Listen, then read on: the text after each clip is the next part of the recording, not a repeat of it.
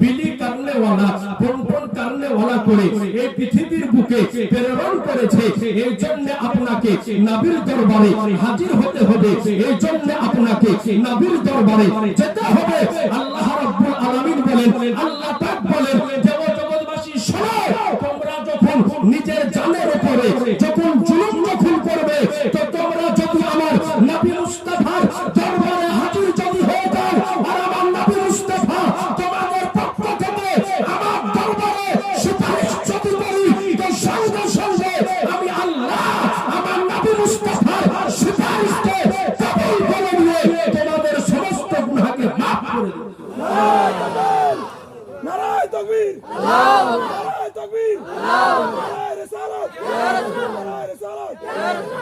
এ আজিজানে মুহতারাম, নবীকে আমার আল্লাহ কেমন ক্ষমতা দিয়েছেন একটা হাদিস শরীফ শোনাবো ভাই।